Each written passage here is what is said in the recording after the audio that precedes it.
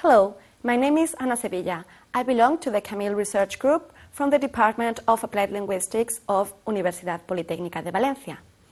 I'd like to talk to you about the European Language Portfolio, which is a very useful tool for language learners or learners who learned a language in the past and would like to have a record of their progress, their learning, and their competencies in that or those languages. The European Language Portfolio is a document in which language learners or people who learned a language in the past can record and reflect on issues such as their language learning as well as their cultural experiences. All the information about this portfolio can be found at its dedicated website, and the address can be found on screen. You can see it here. That's where you should go if you want to learn more or have more details about this portfolio. The parts of the European Language Portfolio are a language passport, which includes a grid describing language competencies, a language biography, and finally a dossier. The language passport can and should be regularly updated by its owner so that it reflects the dynamic process of learning. Here is how the portfolio looks. This is the passport. You can find, first of all, information about the Council of Europe, then information about the passport and how it should be used, and then at the lower part you can find a box in which you can write your name. The language passport provides an overview of the individual's proficiency in different languages at a given point in time, and that's why it should be updated regularly. The language passport provides an overview which is defined in terms of skills and the common reference levels which are provided by the Common European Framework of Reference for Languages. This passport records formal qualifications and describes language competencies and significant language and intercultural learning experiences that the learner thinks are worth recording in this document. It also includes information on partial and specific competence, which means that it gives more detail than just a single certificate, and it also allows for self-assessment as well as teacher assessment and assessment by educational institutions and by examination boards.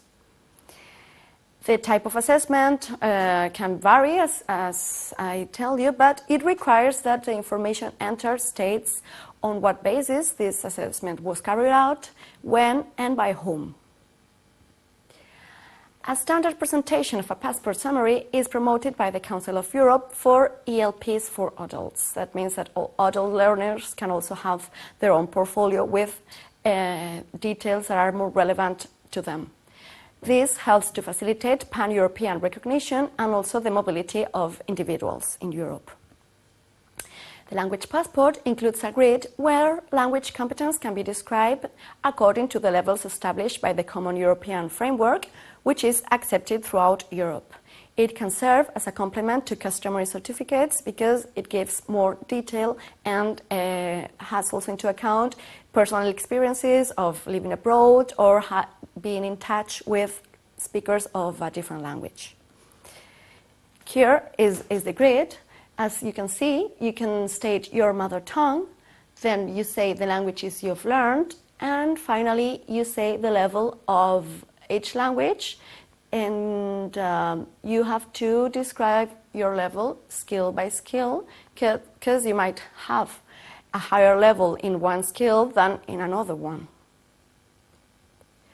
These are the levels taken from the Common European Framework of Reference for Languages, and you can see the description of the different skills: listening, writing, speaking, and then also the use of English, and the different levels from A1 to C2, which could be the highest level. The second part of the portfolio is a detailed language biography, which describes the owner's experiences in each language, and in this case the biography is designed to guide the learner in planning and assessing progress.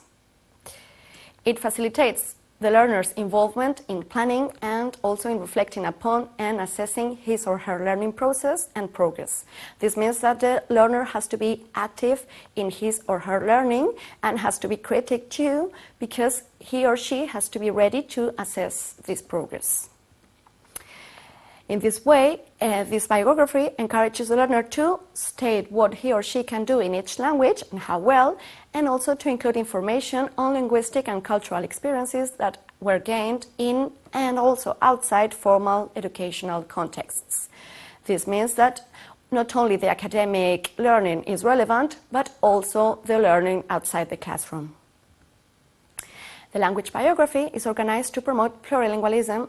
For example, the development of competencies in a number of languages and at different levels. This is the way the summary of language learning and intercultural experiences looks. You can see different boxes that make reference on different aspects of language learning, and you have the little boxes in which you can take each of the aspect and the level. The third part of the portfolio is a dossier where examples of personal work can be kept in order to illustrate one's language competencies. So the student has to choose among all his work the pieces of work that reflect better his or her learning and how well he or she has been learning. The dossier offers the learner the opportunity to select those materials and also to document and illustrate the achievements or experiences that are recorded in the biography and in the passport. This portfolio was jointly developed by the Council of Europe and by the European Union. This means that it has recognition throughout the whole European Union. You can find a list of validated models of portfolios at the address you see on screen.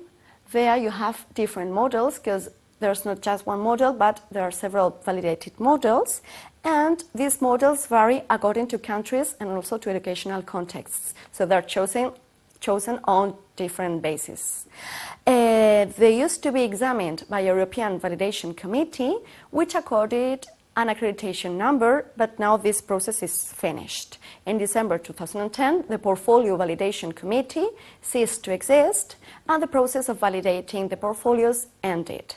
So from April 2011, the validation has been replaced by online registration, which is based on the principles of self-declaration, either by the student or by the person responsible for learning, like a teacher, etc. Further information, I can tell you that it was developed and piloted by the Language Policy Division of the Council of Europe.